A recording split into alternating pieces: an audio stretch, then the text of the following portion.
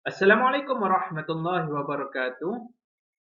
Bismillahirrahmanirrahim. Alhamdulillahi rabbil alamin wassalatu wassalamu ala asyrafil anbiya'i wal mursalin wa ala alihi wa sahbihi ajma'in. Qala rabbi shrah li sadri wa yassir li amri wahlul 'uqdatam min lisani yafqahu qawli. Amin.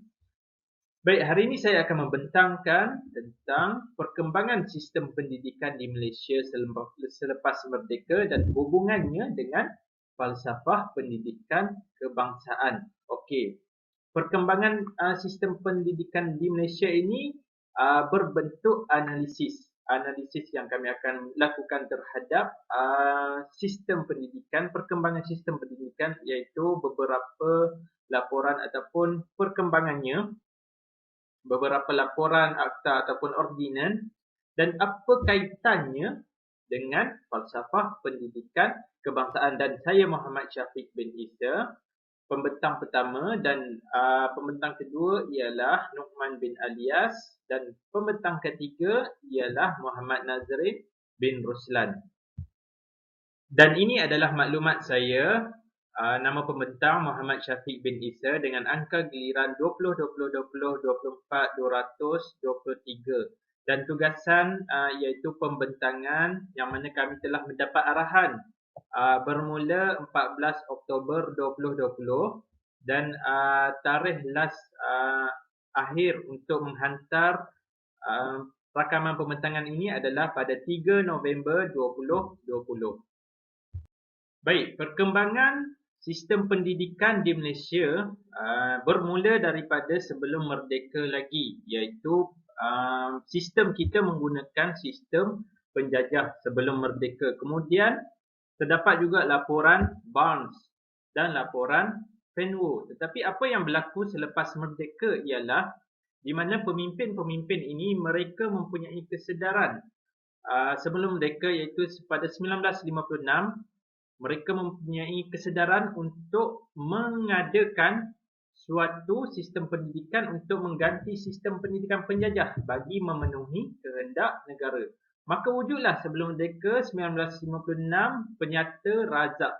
Penyata Razak 1956, di mana Penyata Razak 1956 mencadangkan kaedah pendidikan, iaitu ianya adalah satu usaha untuk membentuk persekutuan, untuk membentuk pendidikan persekutuan di tanah Melayu. Kemudian ada pula laporan Rahman Talib 1960, iaitu untuk menyemak semula Penyata Razak 1956. Kemudian kita ada Ordinan Pelajaran 1967, iaitu satu jawatan kuasa yang mengkaji laporan Barnes dan laporan Fenwo. Dan kemudian Akta Pelajaran 1961, iaitu laporan Rahman Talib yang diluluskan. Dan kemudian laporan Kabinet, jawatan kuasa yang ditubuhkan untuk mengkaji pelaksanaan dasar pelajaran kebangsaan dan Pelan Induk Pembangunan Pendidikan, iaitu untuk melaksanakan dan merealisasikan satu sistem pendidikan yang holistik, progresif, bermoral dan bertaraf dunia. Jadi saya di sini akan membentangkan tentang Penyata Razak 1956 dan laporan Rahman Talib 1960, dan nombor 3, 4, 5 dan 6 akan dibentangkan oleh kawan-kawan saya. Baik, kita beralih kepada yang pertama, iaitu Penyata Razak 1956. Iaitu yang mana saya cerita tadi, Penyata Razak 1956 ini ia adalah satu jawatan kuasa untuk mengkaji semula pendidikan di Persekutuan Tanah Melayu, yang mana dulu kita menggunakan sistem penjajah. Jadi kita tak nak, jadi para pemimpin waktu itu mereka nak menggunakan satu dan menghasilkan satu pendidikan yang baru di Persekutuan Tanah Melayu. Dan mari kita lihat apa usaha-usaha mereka. Mereka mempunyai 17 cadangan untuk mengambil kira matlamat. Okey, di sini saya sebutkan 9 daripadanya. Okey, yang pertama, antara perkara yang diperkatakan ialah yang pertama, iaitu semua sekolah di tanah air mempunyai sukatan yang sama. Seperti kita sekarang, iaitu kita menggunakan KBSR dan KSSM, iaitu Curriculum standard sekolah menengah dan kurikulum standard bersepadu sekolah rendah. Ini adalah salah satu usaha yang telah dilakukan semasa Penyata Razak 1956 lagi. Iaitu mereka nak menyamakan sukatan yang dipelajari murid-murid walaupun berlainan bangsa pada waktu itu. Dan amalan lama yang menggunakan buku teks dari China dan India dihentikan. Yang mana kita tahu sebelum masa penjajah, mereka yang kaum Cina dan India ini menggunakan buku teks dan buku-buku rujukan daripada negara masing-masing. Kemudian yang kedua ialah mereka nak menjadikan bahasa Melayu sebagai satu bahasa kebangsaan dan bahasa pengantar utama, iaitu dia hendak menggantikan bahasa Inggeris. Masa zaman penjajah itu dia nak menggantikan bahasa Inggeris sebagai bahasa utama, dan ini adalah satu usaha untuk mengembangkan bahasa Melayu. Baik, yang ketiga iaitu perkara yang diperkatakan dalam laporan Razak 1956, iaitu bahasa Melayu dan bahasa Inggeris diwajibkan dalam sekolah rendah dan sekolah menengah, walaupun mereka menjadikan bahasa Melayu itu bahasa pengantar, tetapi mereka tidak pula membuang bahasa Inggeris, dan perkara ini dilaksanakan secara berperingkat dan tidak dipaksa secara mendadak kepada sekolah-sekolah lain. Dan kemudian sekolah jenis kebangsaan SJK, China, India dan Inggeris pada waktu itu dibenarkan mengekalkan bahasa pengantar mereka, seperti di sekolah India dibenarkan mengekalkan bahasa Tamil sebagai bahasa pengantar, kerana ini adalah secara berperingkat. Seperti mana? Yang kelima, sekolah-sekolah rendah ditukar kepada sekolah kebangsaan dan bahasa Melayu sebagai bahasa pengantar utama. Okey, yang mana bahasa Melayu sebagai bahasa pengantar ni dikuatkuasakan di SK dahulu dan SM dahulu untuk menyelaras dan menyatu padukan kaum di bawah satu sekolah. So SK dan SM ni dibina untuk menyelaras dan menyatu padukan kaum di bawah satu sekolah dan menggunakan satu bahasa, iaitu bahasa utama, bahasa Melayu, tidak seperti di SJK China dan India.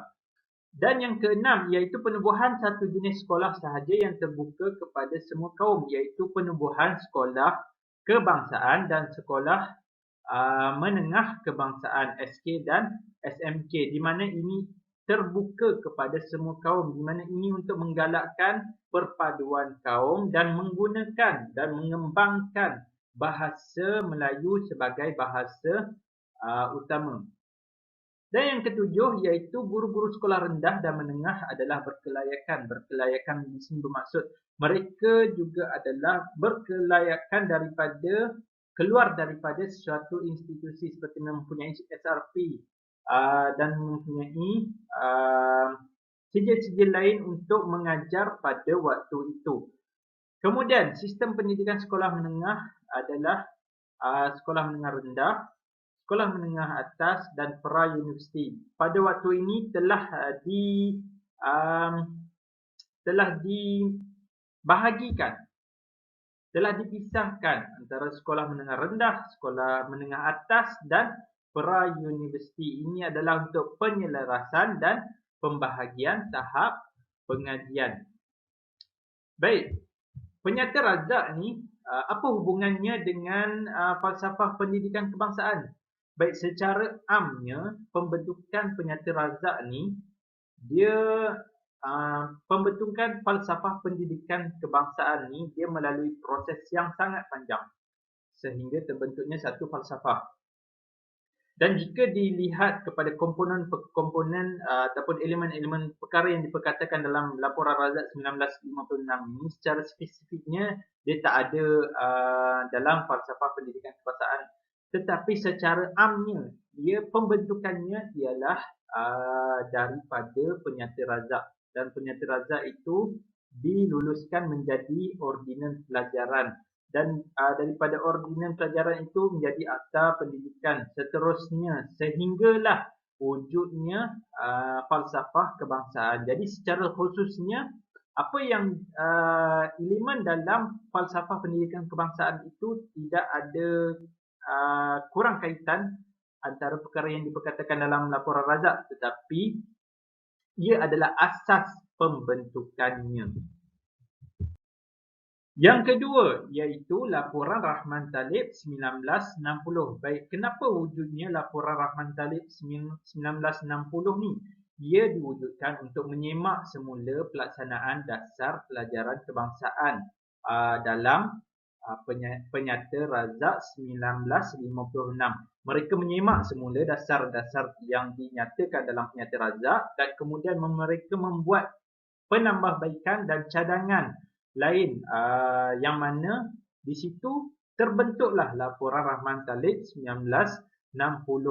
Jadi ada 4 aspek penting dalam laporan ini, iaitu yang pertama, ia menjadi titik permulaan ke arah pelaksanaan bahasa Malaysia sebagai bahasa pengantar utama dan proses penukaran bahasa pengantar. Dia menjadikan bahasa Malaysia sebagai pengantar utama seperti yang dijadikan dalam penyata Razak 1956, dan waktu ini juga adalah proses penukaran bahasa pengantar seperti di SK, SMK dan pengajian tinggi. Dan yang paling utama pada waktu ini adalah peperiksaan awam semua satu Malaysia pada waktu itu bermula dalam bahasa Melayu. Jadi hubungan dengan falsafah pendidikan kebangsaan untuk aspek ini secara spesifiknya dia tiada hubungan yang dalam elemen falsafah pendidikan kebangsaan, tapi mari kita lihat hubungan daripada aspek-aspek lain. Baik, bagi aspek yang ketiga iaitu mewujudkan sistem peperiksaan persekolahan yang sama bagi sekolah rendah, sekolah menengah bawah dan sekolah menengah atas. Jadi apa usaha mereka pada waktu itu iaitu mereka mewujudkan satu peperiksaan awam di dalam bahasa Melayu dan mereka mewajibkan semua calon untuk lulus bahasa Melayu sebelum masuk sekolah menengah kebangsaan. Jadi pada waktu itu usaha mereka adalah untuk wujudkan satu peperiksaan persekolahan yang sama ini, maka kelahiran murid daripada sekolah itu baru boleh diiktiraf. Dan hubungannya dengan falsafah pendidikan kebangsaan. Dalam falsafah pendidikan kebangsaan, dia ada mengatakan untuk memperkembangkan potensi dan kebolehan individu. Jadi untuk memperkembangkan potensi dan kebolehan individu ini, mereka hendaklah menjalani satu pentaksiran ataupun satu ujian. Jadi bila ada pentaksiran ataupun ujian, maka perkembangan mereka dan kebolehan mereka itu boleh diketahui tahap-tahapnya. Dan yang ketiga iaitu memberi penekanan kepada pendidikan teknik dan vokasional untuk keperluan tenaga mahir. Maka pada waktu itu adalah untuk melahirkan insan yang mahir dalam kemahiran dan untuk melatih murid yang gagal akademik. Waktu itu mereka bukan sahaja tumpukan kepada akademik, tetapi mereka tumpukan kepada untuk mewujudkan murid-murid yang mampu dalam bidang kemahiran. Maka dalam kaitannya dengan falsafah pendidikan kebangsaan iaitu untuk melahirkan dalam falsafah pendidikan kebangsaan ada mengatakan untuk melahirkan insan yang berkemampuan dari segi jasmani dan mampu untuk memberi sumbangan pada masyarakat. Jadi mereka aspek dalam laporan Rahman Talib ini mereka menekankan kepada kemahiran. Jadi dengan kemahiran itu ia mampu melahirkan insan yang berkemampuan dari segi jasmani dan sekaligus memberi sumbangan masyarakat kepada masyarakat. Jadi ini adalah kaitan dengan falsafah pendidikan yang sekarang. Dan aspek penting dalam laporan Rahman Talib 1960 yang keempat iaitu memberi penekanan kepada pendidikan moral dan keagamaan. Iaitu pendidikan Islam diajar jika terdapat sekurang-kurangnya 15 orang murid beragama Islam. Dan pendidikan moral diwajibkan bagi murid beragama bukan Islam mulai tahun 4 dan tahun 5. Jadi hubungannya dengan FPK. Dalam FPK ada mengatakan tentang melahirkan insan yang taat kepada Tuhan ataupun teguh kepada rohani. Jadi untuk melahirkan seseorang insan yang taat kepada Tuhan ataupun teguh dari segi rohani, kepercayaannya, maka di situ perlunya ada pendidikan moral ataupun pendidikan agama. Jadi ini adalah satu penerapan ataupun penekanan semenjak daripada 1960 lagi. Dan hubungannya dengan FPK untuk melahirkan insan yang hebat daripada segi mental dan kepercayaan mereka kepada Tuhan. Baik, yang terakhir daripada saya iaitu perubahan dan pindaan laporan Rahman Talib terhadap penyata razak. Okay, seperti yang saya katakan tadi, laporan Rahman Talib ni ia untuk menyemak semula penyata razak. Jadi apa cadangan dan pindaan terhadap penyata razak ni? Yang pertama, pelajaran di sekolah rendah adalah percuma. Kedua, sekolah rendah menjadi sekolah kebangsaan dan jenis kebangsaan. Ketiga, sekolah pelajaran lanjutan merupakan persekolahan hingga umur 15 tahun. Yang keempat iaitu murid naik darjah secara automatik walaupun gagal dalam pelajaran. Yang kelima iaitu pelajaran agama Islam bagi murid-murid hendaklah sekurang-kurangnya 15 orang. Jadi, kalau wujudnya 15 orang maka diwajibkan untuk mengajar bahasa agama Islam pada waktu itu. Dan keenam, pendidikan akhlak dititik beratkan untuk melahirkan seseorang yang cerdik akal dan hebat akhlak mereka. Dan yang terakhir, laporan Rahman Talib 1960 ni dia digubal menjadi Akta Pelajaran 1961. Itu sahaja daripada saya. Wallahu a'lam. Bismillahirrahmanirrahim. Assalamualaikum warahmatullahi wabarakatuh. Saya Luqman bin Alias bersama rakan-rakan saya Ustaz Syafiq dan Ustaz Nazrin. Kami satu kumpulan akan membentangkan kerja khusus falsafah pendidikan berkaitan perkembangan sistem pendidikan di Malaysia dan hubung kaitnya dengan falsafah pendidikan kebangsaan. Baiklah. Saya akan membentangkan dua bahagian iaitu Ordinan Pelajaran 1967 dan juga laporan Jawatan Kuasa Kabinet 1979. Baik. Sebelum saya terus kepada agenda saya sendiri akan menerangkan dahulu Akta Pelajaran 1961. Okey. Baik. Kenapa saya nak terangkan dulu Akta Pelajaran 1961 ni? Sebabnya Akta ni ada hubung kait dengan Akta Kebangsaan 1967, iaitu Akta Kebangsaan ni kita tahu yang Akta Kebangsaan ni dia yang paling utama adalah menetapkan atau menjadikan bahasa Melayu tu menjadi bahasa kebangsaan. Sama juga dengan Akta Pelajaran 1961 ni. Okey, sebenarnya Akta Pelajaran 1961 ni sebenarnya dia laporan Rahman Talib. Laporan Rahman Talib yang dah dibentangkan. Yang dah penyata Rahman ni yang dah dibentangkan, yang dah diluluskan dalam parlimen. Seterusnya dikuatkuasakan menjadi Akta Pelajaran 1961. Okey. Jadi mari kita lihat kandungan Akta Pelajaran 1961 ni. Baiklah, yang pertama,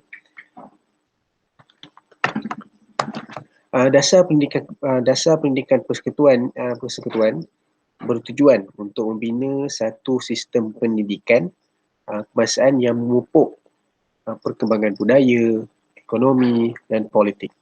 Seterusnya menjadikan bahasa Melayu ni sebagai bahasa kebangsaan. Itu yang paling utama lah. Dia nak menjadikan bahasa Malaysia ni atau bahasa Melayu ni menjadi bahasa pengantar utama Kenapa? Waktu tu sebab kita sekarang memang dah selepas merdeka ni, kita dah ada berbilang kaum kan. Kita ada kaum Cina, kaum India, dan kaum Melayu. Jadi kerajaan nak menjadikan bahasa Malaysia ni menjadi bahasa pengantar utama. Kenapa? Ini saya ceritakan kemudian. Okey. Di tahap pendidikan pula, kita tengok yang kotak hijau ni, di tahap pendidikan, sistem peperiksaan kebangsaan. Ni peperiksaan pun dia dah ditetapkan untuk menggunakan bahasa Melayu dan bahasa Inggeris sebagai bahasa rasmi. Pun dalam peperiksaan pun kerajaan dah tetapkan untuk soalan-soalannya mesti menggunakan bahasa Melayu dan bahasa Inggeris. Tak boleh guna bahasa lain. Kan sebelum ni kita ada sekolah-sekolah vernacular kan. Lepas tu laporan Barnes pun seorang pensyarah daripada Oxford tu mencadangkan kita nak buat apa? Kita nak buat sekolah kebangsaan. Jadi bila dah ada sekolah kebangsaan tu, jadi sistem peperiksaan pun dia dah ditetapkan. So soalan-soalan ni mestilah dalam menggunakan bahasa Melayu dan bahasa Inggeris. Okey. Kemudian penekanan usaha kepada pendidikan menengah dan vocational untuk memenuhi keperluan tenaga mahir negara. Maksud tu kita tekankan vocational lah dan teknik ada pendidikan menengah sebab waktu tu kita kekurangan tenaga mahir untuk negara kita. Okey. Kemudian di tahap bahagian kerohanian. Kerohanian ni penekanan kepada pendidikan agama dan moral di semua peringkat sekolah untuk memenuhi keperluan kerohanian rakyat Malaysia. Jadi nak cerita kat sini di bahagian pendidikan agama ni dia ada syarat-syarat dia. Yang saya baca adalah yang saya dapat minimum murid adalah 15 orang untuk menjalankan pendidikan agama ni dan moral. Minimum murid adalah 15 orang. Guru-guru yang mengajar pula adalah guru-guru yang haruslah terlatih. Guru yang terlatih dan tempoh yang diajar sekurang-kurangnya 2 waktu seminggu pada waktu persekolahan. 2 waktu je dalam masa seminggu tu, ada 2 waktu dalam waktu persekolahan. Okey. Seterusnya kita pergi kepada Akta Kebangsaan 1967. Ini dia punya tajuk utama kita adalah Akta Kebangsaan 1967. Okey. Kita ni sebenarnya Malaysia sebenarnya antara beberapa buah negara yang sebenarnya ada akta untuk bahasa kebangsaan ni. Ada banyak lagi negara ni, tapi kita ni antara negara-negara yang ada akta. Walaupun sebenarnya kita ni Perlembagaan Persekutuan 1957 di bawah perkara 152 ni sebenarnya dah telah menjamin kedaulatan bahasa kebangsaan tu, tapi dengan wujudnya lagi Akta Kebangsaan 1967 ni dia nak memastikan lagi yang bahasa Melayu ni, bahasa Malaysia ni dia diaplikasikan ataupun digunakan dan dilaksanakan secara menyeluruh, holistik di dalam struktur kehidupan rakyat dan pemerintahan negara. Itulah dengan adanya akta tu, tujuan dia nak memastikan lagi supaya bahasa Melayu ni digunakan luas. Bukan digunakan dalam kaum Melayu saja, tapi digunakan dengan pada kaum Cina, kaum India. Macam mana dekat dalam Ordinan Pelajaran 1952. Waktu tu Ordinan Pelajaran tu dia bersetuju dengan Laporan Barnes 1950 untuk memasukkan atau mengajar bahasa Melayu ni dalam kepada orang Cina dengan orang India. Sebab Barnes tu dah nampak pada awal sebenarnya yang dia mengkaji sistem pendidikan Malaysia ni sebenarnya dah berpecah.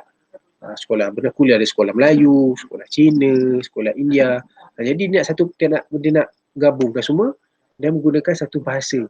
Sebab dia debat selamat dia adalah nak menyatu padukan rakyat tu, kaum tu.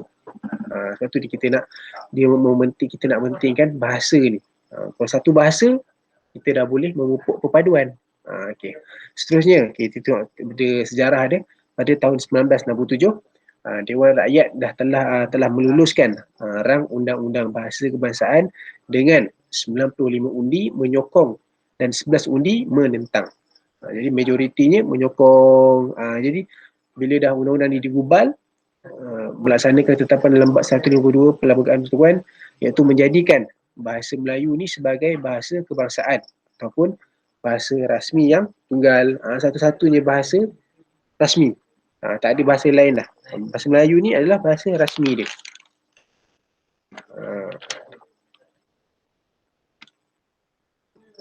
Okey. Sekarang kita tengok jadual yang saya sediakan ni. Okey.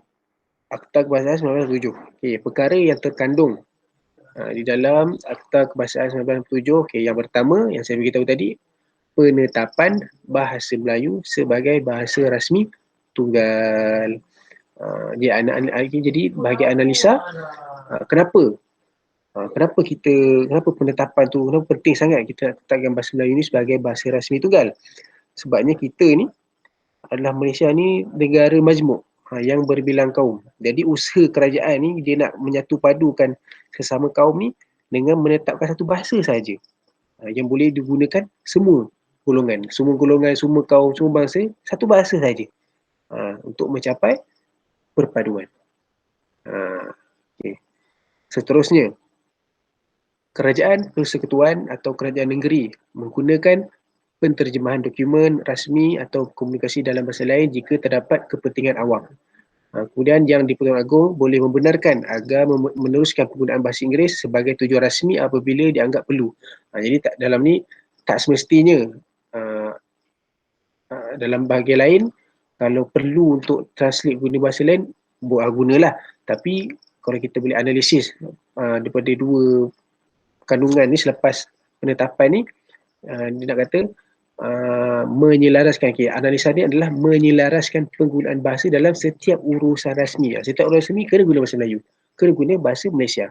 Tapi kalau ada perkara-perkara lain yang memerlukan untuk terjemahan tujuan rasmi yang perlu tu, okey, bolehlah.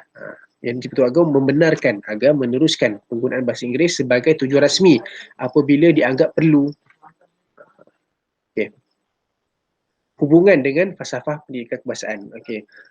Melahirkan rakyat Malaysia yang mempunyai sikap bertanggungjawab yang tinggi dalam mengguna pakai dan memelihara kemurnian bahasa Melayu sebagai bahasa kebangsaan. Sebagaimana termaktub di dalam falsafah pendidikan kebahasaan. Dalam dasar pendidikan kebahasaan pun yang pertama sekali adalah bahasa Melayu ni adalah sebagai bahasa pengantar yang utama. Bahasa pengantar. Jadi kita nak bidik lah. Waktu tu kerajaan dah menanam ataupun dah melakukan usaha untuk mendidik atau memupuk semua kaum berbahasa Melayu, berbahasa Malaysia. Kemudian bahasa kebahasaan merupakan ejen terpenting dalam menyatu padukan rakyat berbilang kaum di Malaysia. Macam mana saya cakap lah. Ini ada hubungan akta ni dengan dalam mencetuskan falsafah pendidikan kebahasaan. Baiklah. Yang seterusnya, laporan Kabinet 1979, laporan Jawatan Kabinet 1979. Okey, sebelum tertubuhnya laporan Kabinet 1979 ni, pada 1974, kerajaan sendiri telah menubuhkan jawatan kuasa Kabinet seramai 8 orang termasuk Datuk Seri Dr. Mahathir Mohamad sebagai pengerusi Kabinet. Jadi untuk apa kerajaan tubuhkan benda ni? Fungsi jawatan kuasa ni pada tahun 1974 ni adalah yang pertama untuk mengkaji semula pelaksanaan dasar pelajaran kebangsaan, matlamat dan kesan sistem pelajaran daripada tahun 1967 tadi hinggalah ke 1970-an. Jadi Datuk Seri Dr. Mahathir, dia waktu tu sebagai Menteri Pelajaran, dia bertanggungjawab, dia nak mengkaji semula untuk mengkaji semula sistem pendidikan Malaysia ni. Adakah berkesan waktu tu ataupun dia nak improve lagi. Okey, yang kedua, tujuan dia adalah memastikan bahawa keperluan tenaga rakyat negara dapat dipenuhi. Yang ketiga, memastikan sistem pelajaran dapat memenuhi matlamat negara ke arah pembentukan masyarakat yang bersatu padu, berdisiplin dan terlatih. Okey. Untuk jadual laporan Jawatankuasa Kabinet 1979. Okey, perkara yang terkandung dalam laporan Kabinet 1979. Okey, daripada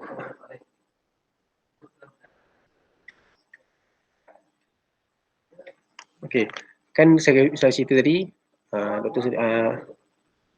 Menteri Pelajaran waktu tu dengan jawatankuasa yang lain, dia mengkaji. Okey, selepas mengkaji, dia keluarkan hasil ni adalah tertubuhnya laporan Kabinet 1979.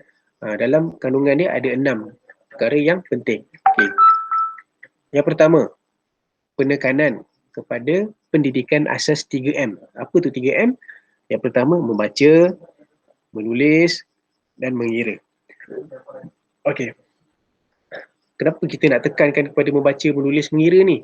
Okey, jadi saya boleh bagi analisa, kita nak analisa dia adalah pendidikan. Kalau kita nak capai pendidikan yang bermutu, yang tinggi ni, kita kena utamakan asas dulu. Kalau asas teruk, macam mana kita nak pergi yang lebih tinggi, betul tak? Kan? Jadi asas tu, Datuk Seri Dr. Mahathir ni dia dah fikir dah dengan jawatankuasa ni adalah yang pertama sekali untuk tekankan asas dulu. Membaca, menulis, mengira. Bagi saya pun memang 3 ni lah. Kalau tak tahu benda ni, susah lah untuk kita meningkatkan kita punya ilmu pengetahuan. 3-3 ni asas lah. Betul lah kita ada daripada tadika lagi atau pasti lagi kita dah diajar untuk membaca, menulis, mengira ni dengan betul. Supaya kita dapat meningkatkan masuk kepada sekolah rendah, lepas tu masuk sekolah menengah dan seterusnya ke universiti apa semua. Okay, seterusnya, penekanan kepada pendidikan kerohanian. Kerohanian ni apa dia? Kerohanian ni adalah pendidikan agama dan moral untuk mendidik rakyat. Untuk mendidik rakyat dengan pendidikan agama dan moral supaya mencorak sasiah diri yang unggul. Moral ni apa benda? Moral ni, kalau kita dalam Arab dia, akhlak lah. Akhlak ni dalam agama pun dah ada juga. Jadi benda dua pendidikan agama ni untuk kaum Melayu, moral ni untuk kaum Cina dan India. Jadi sama-sama belajar pasal akhlak lah, sama je. Kenapa kita nak kena belajar ni? Supaya kita dapat melahirkan rakyat yang sasiah yang elok, yang akhlaknya elok. Kita tak nak melahirkan rakyat-rakyat yang kasar, yang tak ada akhlak, tak ada adab. Itu yang kedua lah, penekanan kepada pendidikan kerohanian. Baiklah, yang ketiga, penekanan kepada kurikulum sekolah yang mencerminkan identiti negara. Jadi ada kurikulum ataupun program-program sekolah ni yang mencerminkan identiti negara. Contohnya program-program yang untuk mendidik ataupun untuk memberi pendedahan supaya pelajar-pelajar ni daripada waktu kecil lagi ni untuk mencintai negara, untuk sayang negara, tahu sejarah-sejarah macam mana kita tok nenek kita untuk mencapai kemerdekaan. Jadi kurikulum tu dia telah diserapkan daripada waktu sekolah rendah lagi. Sebagai untuk apa? Untuk melahirkan rakyat yang mencintai negara. Yang seterusnya, pelaksanaan pendidikan menengah atas melalui 2 jurusan, iaitu akademik dan vocational. Sebab apa? Untuk mengeluarkan rakyat berpengetahuan tinggi dan berkebolehan dalam bidang kemahiran. Seterusnya, melanjutkan persekolahan dari 9 tahun ke 11 tahun. Jadi dah panjang lah dulu. Kalau dulu waktu zaman-zaman atuk saya dulu sampai darjah 3 je. Jadi waktu Mahathir ni dia dah lanjutkan sampai darjah 3 sampai lagi ke 11 tahun ke darjah 5. Kenapa? Sebab Allah dia nak memberi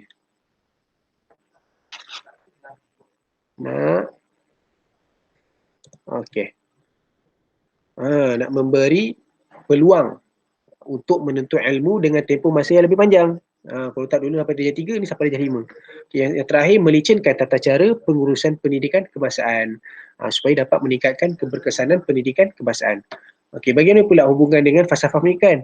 Yang pertama, dia sama je dalam laporan Kabinet 1979. Kalau kita tengok dalam dasar pendidikan kebangsaan, dasar pendidikan kebangsaan ni adalah tercetusnya daripada ciri-ciri yang dalam laporan Kabinet 1979 ni. Pertama ialah bahasa kebangsaan sebagai bahasa pengantar. Kedua, kurikulum dan sistem peperiksaan yang selaras. Okey, yang terakhir sekali, menyediakan pendidikan rendah mengikut kurikulum baru sekolah rendah. Itu KBSR yang berasaskan 3M, iaitu membaca, menulis dan mengira. Pada tahun 1983 yang menjurus kepada kurikulum bersepadu sekolah menengah KBSM pada tahun 1989. Okey, itu saja daripada saya bahagian ordinan pelajaran 1967 ataupun Akta Kebangsaan 1967 dan juga laporan Kabinet 1979. Jadi key point dia, Akta Kebangsaan ni menjadikan bahasa Melayu sebagai bahasa rasmi. Laporan Kabinet ni adalah meningkatkan kemahiran. Kalau nak tinggi, kita kena fokus pada pendidikan asas, membaca, menulis, mengira, dan kurikulum mencerminkan etika negara, kerohanian dan melanjutkan proses belajar daripada darjah 3 ke darjah 5. Okey, itu saja daripada saya. Saya akan serahkan kepada Ustaz Nazrin untuk bahagian yang seterusnya. Assalamualaikum.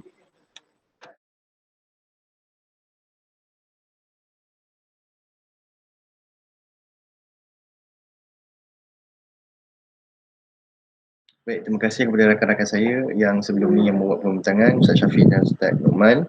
Dan kali ini giliran saya pula, saya Muhammad Nazrin bin Ruslan ingin mempersembahkan ataupun ingin membentangkan atau membincangkan tentang satu sistem ataupun satu plan untuk kita mengukuhkan lagi sistem pendidikan kita dan bagaimana plan tadi dibuat berdasarkan ataupun sejajar dan ada hubung kait dengan falsafah pendidikan kebangsaan. Maka insyaAllah saya akan membuka slide dulu.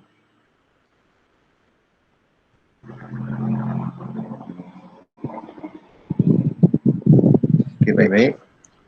Plan Induk Pembangunan Kembangan Sistem Pendidikan di Malaysia selepas mereka dan hubungannya dengan falsafah dilancarkan pada tahun 2006 hingga 2010. Ia sejajar juga dengan rancangan Malaysia ke-9 dan masa ini juga ditetapkan satu kita ikut untuk mencapai wawasan 2020. Jadi kalau kita sedia maklum, ketika ini 2006 dan ke atas ni satu cabaran lah kepada sistem pendidikan yang mana kita kena kuatkan ataupun kena tanamkan kemahiran ICT itu sendiri. Masa ni satu cabaran lah dan satu kemajuan untuk menuju ke tahun 2020. Jadi sebelum kita lebih lanjut, kita akan buat sedikit pengenalan lah apa itu PIPP dan apa matlamat dia dan apa visi dia dan tujuannya. Jadi PIPP ni hendak ataupun tujuannya untuk membuat satu modul insan berminda kelas pertama, merupakan salah satu kunci utama untuk membolehkan negara mencapai falsafah pendidikan kebangsaan yang telah digagaskan. Mereka lah yang tadi, modal insan tadi, yang akan meningkatkan tahap productivity dan daya saing negara dalam menepani cabaran dan tekanan besar persaingan abad ke-21. Agenda membina dan memupuk modal insan yang menjadi benih generasi masa depan ini amat bergantung, ini yang penting ni, amat bergantung kepada kualiti sistem pendidikan negara. Justru Plan Induk Pembangunan Pendidikan PIPP yang dirancang pada tahun 2006 sehingga 2010 telah dirangka untuk melaksanakan dan merealisasikan satu sistem pendidikan yang holistik, yang mana menyeluruh, progresif ke depan, bukan ke belakang, jadi menepani cabaran-cabaran ICT dan sebagainya, bermoral dan bertaraf dunia. Jadi PIPP ini telah dilancarkan pada Perdana Menteri bekas Perdana Menteri Datuk Seri Abdullah Haji Ahmad Badawi pada 16 Januari 2007 di Pusat Konversi Antarabangsa Putrajaya. PIPP 2006-2010 telah menggariskan 6 teras. Ini yang kita akan bincangkan, 6 teras tadi. Kemudian bagaimana 6 teras tadi mengambil ataupun dibuat berdasarkan ataupun sejajar dengan falsafah pendidikan kebangsaan. Jadi kita dapat tengok 6 teras tadi secara ringkas, iaitu yang pertama membina negara bangsa. Kedua, membangunkan modal insan, memperkasakan sekolah kebangsaan. Yang ketiga, yang keempat, merapatkan jurang pendidikan. Kelima, memartabatkan profesion keguruan dan melonjakkan kecemerlangan institusi pendidikan. Baik. Ini saya maksudkan satu catatan aliran PIPP. Jadi kerangka pelan induk ni macam mana dia itu dibina atau macam mana ia itu disusun berdasarkan asas-asas ni lah. Pertama, asas pembangunan. Kita tengok misi nasional dia apa, dasar-dasar pembangunan negara, Islam Harari, Plan Integrated National. Kemudian kita tengok kepada teras asas pembangunan pendidikan itu sendiri kepada akses, equity, kualiti, kecekapan dan keberkesanan pengurusan pendidikan. Daripada situlah kita membuat satu plan apa yang kita nak gunakan ataupun apa yang kita nak dekatkan. Jadi kita tengok yang ke sebelah, pendekatan yang kita akan guna pendekatan plan ini iaitu kita nak kesemarataan peluang. Tak kisahlah orang miskin, orang kaya, orang dalam bandar, orang luar bandar dapat sama rata peluang itu. Bukanlah yang bandar je yang dapat akses kepada infrastruktur yang bagus, ICT yang bagus, guru yang bagus. Tak, kita nak sama. Kemudian kita nak juga pendekatan yang kedua, kecemerlangan institusi pendidikan. Tak apa, kita akan buat go through pelan-pelan. Jadi yang akhirnya apa daripada PIPP ni, kita nak matlamat dia adalah pendidikan berkualiti untuk semua. Baik, sebelum kita pergi lebih lanjut, ini matlamat yang saya sebutkan tadi. Matlamat dia adalah untuk menghasilkan pendidikan berkualiti untuk semua. Jadi bila matlamat kita letak, jadi apa pendekatan kita nak guna? Jadi bila untuk kita bagikan semua pendidikan berkualiti kepada semua orang, first kita kena tahu peluang tadi kita kena sama ratakan. Sama ratakan. Yang kedua, kecemerlangan institusi pendidikan. Apa kita pelan. Pendekatan pertama, kesemarataan peluang pendidikan. Memastikan rakyat mendapat peluang pendidikan yang adil dan sesama. Ini saya cakap ni, tanpa mengira lokasi, kaum, kelompok, kurang upaya, orang asli dan suku minoriti lain. Jadi dalam masa sekarang ni pun terdapat lagi lah kekurangan ataupun limit terhad orang yang luar bandar ni kan, sebab kurangnya akses kepada pendidikan itu sendiri daripada infrastruktur. Sebab sekarang ni satu zaman yang mana tidak boleh lah, lagi-lagi COVID-19 ni, lagi-lagi memerlukan satu akses internet ataupun kemahiran dalam talian untuk pendidikan. Jadi golongan tadi ni perlulah kita kena letakkan semua infrastruktur yang sama kepada semua orang supaya semua dapat peluang yang sama. Memastikan semua pelajar menguasai kemahiran 3M kita panggil, membaca, menulis dan mengira. Ini sangat penting sebab banyak negara kita tengok dia menekankan 3M ni dulu kepada pelajar dia, kepada murid dia. Sebab tanpa 3M ni, membaca, menulis dan mengira, asas ni tak adalah, dia tak ada asas untuk akses kepada ilmu tu sendiri. Dan tidak ada pelajar yang tercicir daripada sistem pendidikan akibat kemiskinan, berada di kawasan luar bandar dan pendalaman. Jadi kita nak benda. Seterusnya, perluasan ke semua jenis sekolah dan lokasi akan ditingkatkan untuk memastikan semua pelajar mendapat akses ICT, khususnya capaian kepada internet. Pendekatan kedua pula yang kita akan guna, kecemerlangan institusi pendidikan. Pertama, KPM akan memberi perhatian khusus ke atas sekolah yang telah mencapai tahap cemerlang. Bila institusi yang cemerlang ni, KPM akan khususkan atau memberi perhatian kepada mereka untuk apa? Untuk mengekalkan kecemerlangan dan mampu mempertingkatkan kecemerlangan ke tahap yang lebih tinggi. Hingga kalau kita target sampai dunia kita nama Malaysia tu kita bawa ke pesada dunia. Yang kedua, KPM akan mengenal pasti sekolah-sekolah dalam kluster sekolah kebangsaan, sekolah SK, sekolah rendah, sekolah jenis kebangsaan SGK, sekolah berasrama penuh, SBP, sekolah premier, sekolah menengah teknik, sekolah menengah kebangsaan agama, SMKA, sekolah 100 tahun, Centennial, sekolah bestari serta sekolah-sekolah berjaya dan sabjaya. Jadi akan mengambil sekolah kluster ni dan teruskan ataupun tambah lagi apa yang boleh tambah supaya kecemerlangan tu dapat dikekalkan dan dipertingkatkan. Baik, akhirnya ini lah kita akan fokus utama kita, iaitu kita analisa teras strategik 6 tadi yang saya sebut dan hubungannya dengan falsafah pendidikan kebangsaan. Yang pertama, sebelum apa pun kita hayati dulu falsafah pendidikan kebangsaan supaya kita ingat balik apa falsafah pendidikan kebangsaan. Falsafah pendidikan kebangsaan ialah pendidikan di Malaysia adalah satu usaha berterusan ke arah lebih memperkembangkan potensi individu secara menyeluruh dan bersepadu untuk melahirkan insan yang seimbang dan harmonis dari segi intelek, rohani, emosi dan jasmani. Ini kita sebut Jerry ni.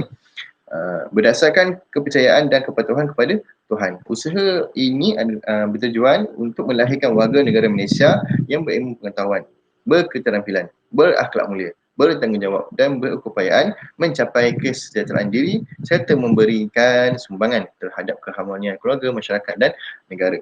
Jadi daripada falsafah ini ada 6 unsur atau 6 konsep yang kita boleh dapat kat sini. Jadi konsep-konsep tadi kita akan tengok ada tak hubung kait dia dengan 6 teras strategik PIPP.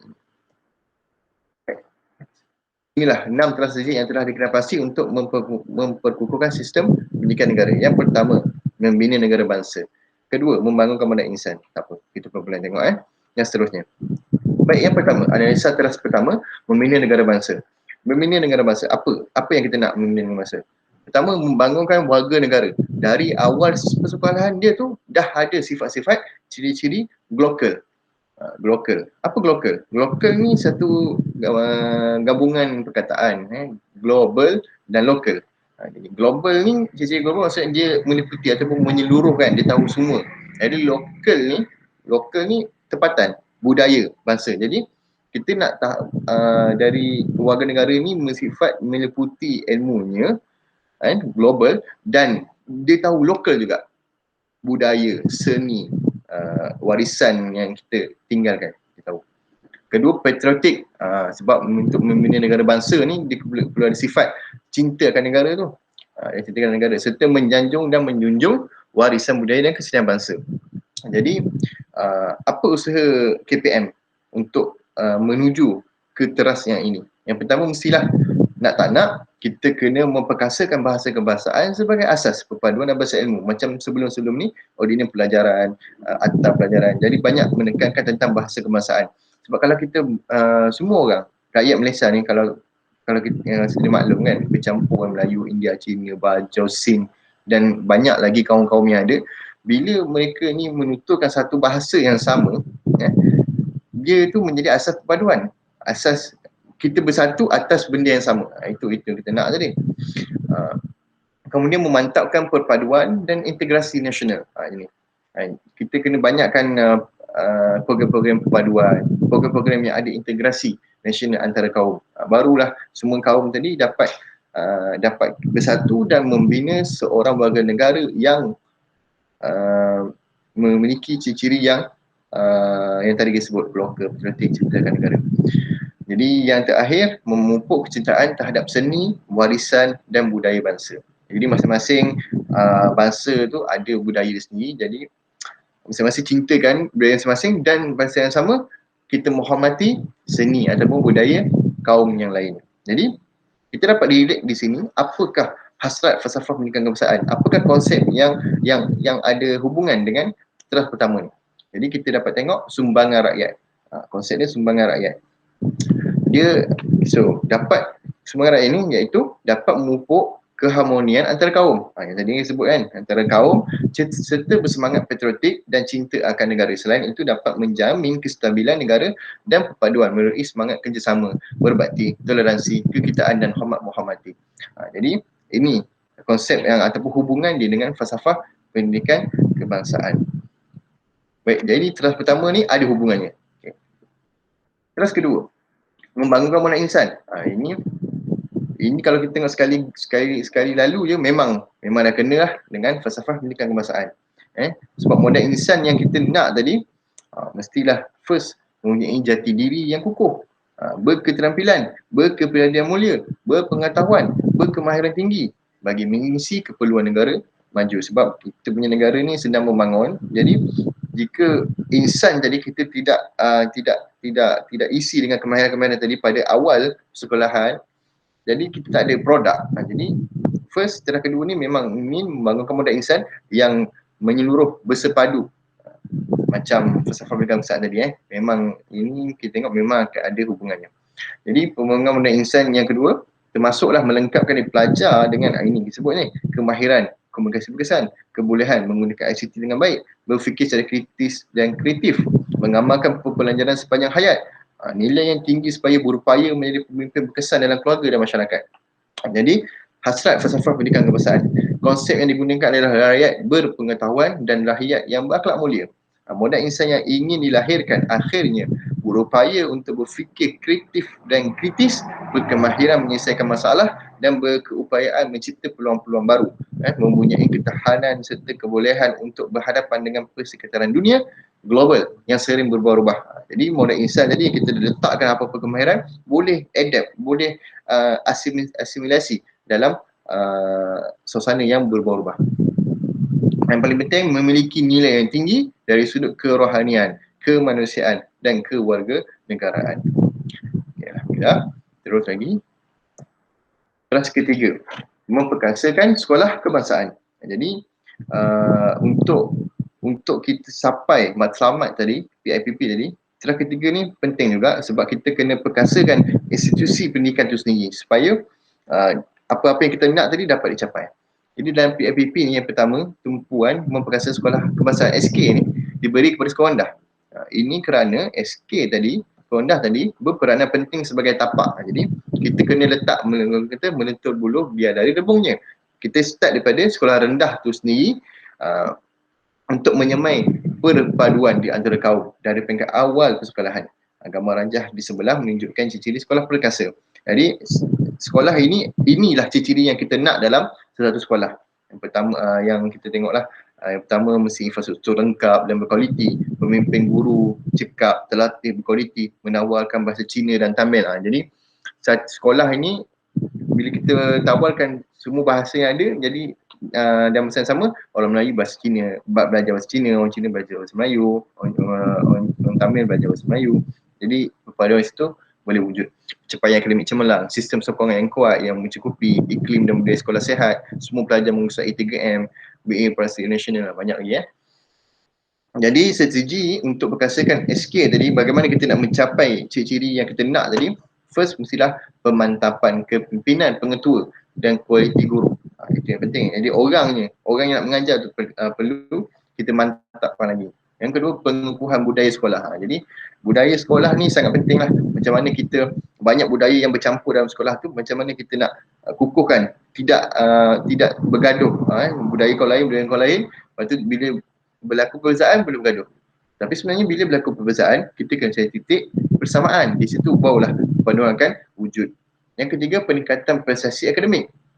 Mestilah kita tingkatkan akademik. Jadi kita kena latih semua pelajar tadi menguasai kemahiran yang ada supaya prestasi akademik mereka meningkat. Seterusnya pemantapan kurikulum. Apa yang silibus kita mantapkan lagi, kita tambah lagi. Dan meningkatkan kualiti prasarana.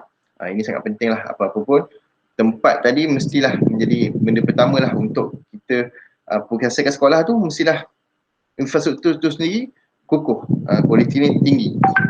Baik, apa yang kena, apa hubungannya dengan falsafah pendidikan kebangsaan?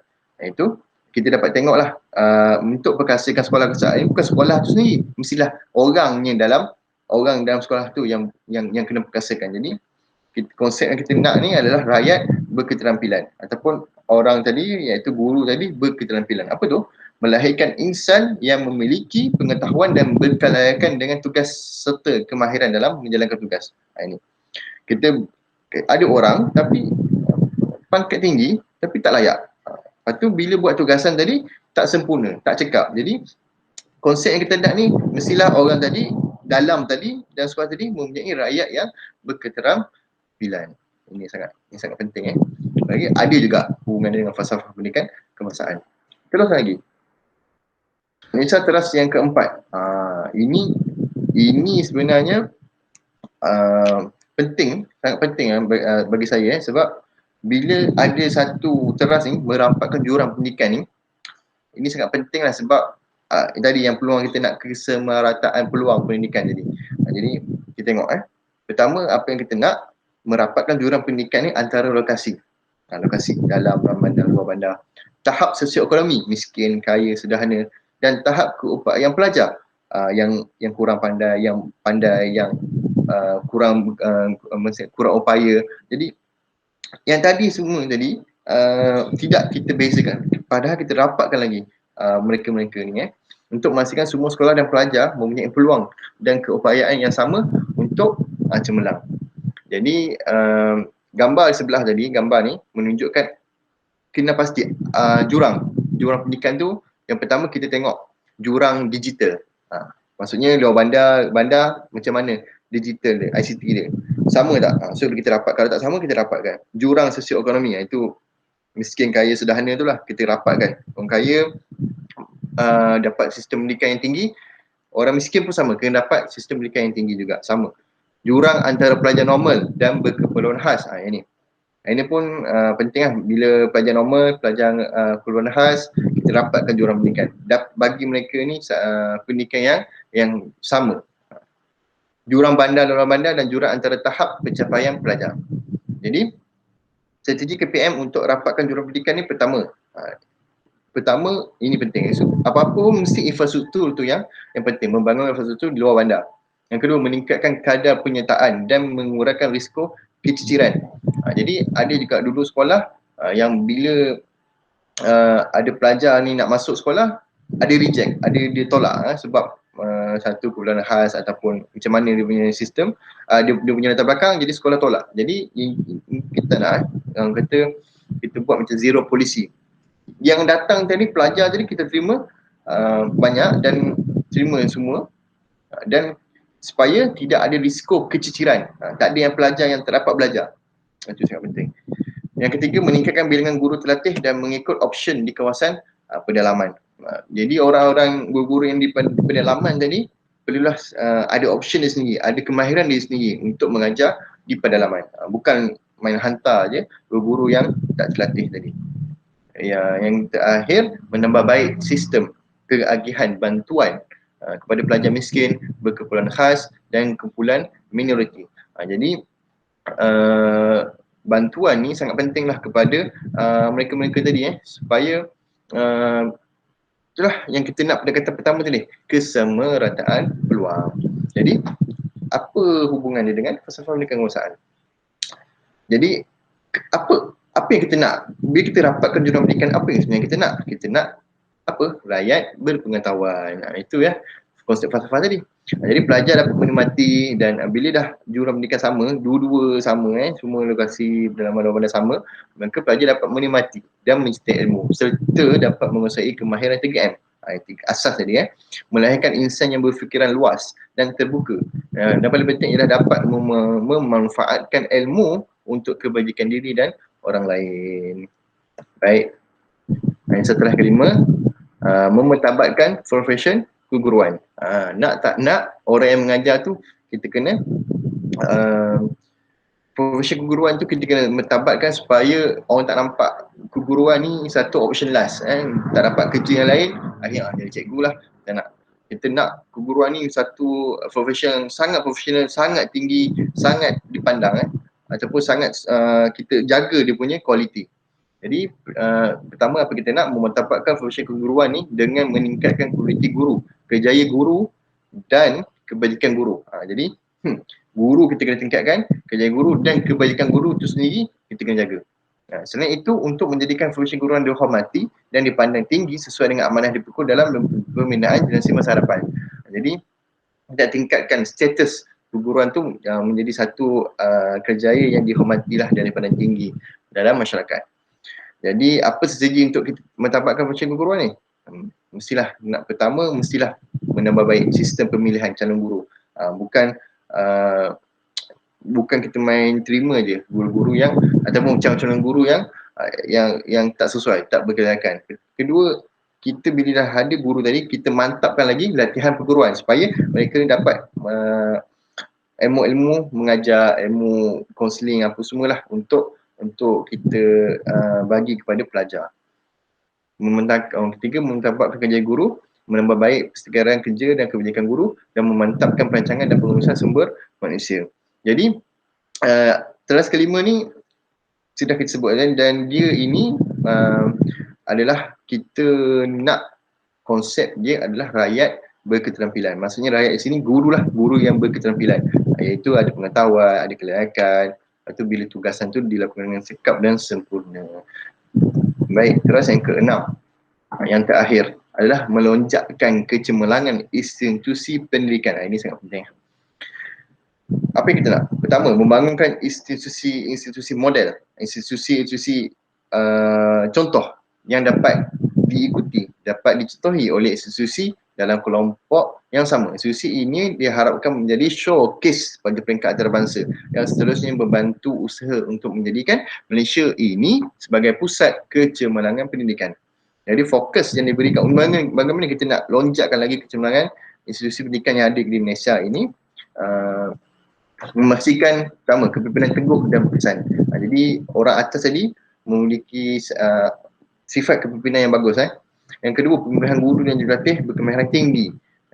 Ketiga, memberi lebih autonomi kepada sekolah. Maksudnya sekolah tadi boleh membuat ataupun melantik orang-orang dia supaya sekolah ni boleh buat keputusannya sendiri, bukan tertaluk kepada keputusan yang di atas. Seterusnya, mewujudkan piawaian dan penanda aras daripada negara maju. Ini penting lah. Kita tengok negara yang kita boleh contoh dengan sistem pendidikan, kita letak piawaian atau penanda aras ke arah situ, ke arah negara tu. Macam banyak kita tengok Finland, kita tengok negara Jepun, negara Korea, negara China. Kita letak penanda aras di situ. Kemudian yang terakhir, menjadikan Malaysia pusat kecemerlangan pendidikan. Jadi hasrat falsafah pendidikan kebangsaan dan konsep yang digunakan banyak kat sini, bisa bercampur sebab institusi pendidikan ni satu, dalamnya ramai yang akan menjayakan ataupun yang akan membuat, iaitu kita nak first untuk lonjakkan kecemerlangan mestilah rakyat tu berpengetahuan. Lepas tu untuk cemerlang dan bagaimana nak lonjak tadi mestilah kerja yang bagus. Jadi kita nak rakyat yang berketerampilan. Lepas tu yang ketiga, kesejahteraan rakyat yang menjaga kesejahteraan diri. Maksud kesejahteraan diri ni nak lonjak, nak cemerlang ni, kadang-kadang di perjalanan tadi ada cabaran dia, jatuh, ada lemah semangat semua. Jadi kesejahteraan diri ni penting supaya dia ada daya tahan yang kuat, daya tahan kuat untuk cabaran tadi, dan yang penting dan memiliki hubungan yang baik dengan pelbagai pihak supaya kita dapat sama-sama menggabungkan tenaga untuk menonjakkan kecemerlangan institusi pendidikan. Ini antara konsep lah, konsep FPK yang sebenarnya konsep dia banyak dan sebenarnya PIPP pun dia mengambil konsep yang sama. Pertama, konsep FPK ni kita nak tak nak dia cakap menjadi panduan untuk sebarang aktiviti negara kita. Kemudian kedua, sistem pendidikan akan terancang dan bersistem dapat diwujudkan sejak prasekolah hingga universiti sebab berdasarkan satu konsep yang sama. Itu permasalahan. Ketiga, mengangkat Malaysia setanding dengan pendidikan negara maju yang lain. Dan keempat, tahu pengembangan FPK ni dibahaskan dalam program Rahmat Talib yang kawan saya sebut tadi, cerita tadi pada awal, atau pelajaran 91, dasar pelajaran kebangsaan negara, kebangsaan 99, rukun negara, penyata razak. Dan kelima, menghasilkan modal insan yang berilmu, berakhlak, terpuji, bertanggungjawab, warga negara yang baik. Okay. Terus kepada rumusan, apa yang kita dapat rumuskan di sini? PIPP ini dirangka untuk memenuhi matlamat pendidikan negara ke arah melahirkan bangsa Malaysia yang maju. Itu matlamat dia. Mengikut acuan sendiri. Kita ambil contoh negara luar, kita tak adalah ambil keseluruhan, tapi kita ikut bagaimana kita acuan kita sendiri sebab kita ni lain sikit, ada 3 kaum kan, banyak kaum di sini. Jadi kejayaan PIPP ni bergantung kepada kefahaman dan komitmen warga KPM terhadap dasar dan strategi pelaksanaannya. Selain itu, PIPP merupakan panduan kepada seluruh warga KPM agar dapat melaksanakan tugas dan tanggungjawab masing-masing secara lebih terancang, terarah dan berfokus. Justru PIPP ini penting kerana ia akan menyediakan asas yang kukuh untuk melonjakkan sistem pendidikan negara ke tahap yang lebih tinggi dan menjadikan bertaraf dunia. Jadi sedikit ni ada ucapan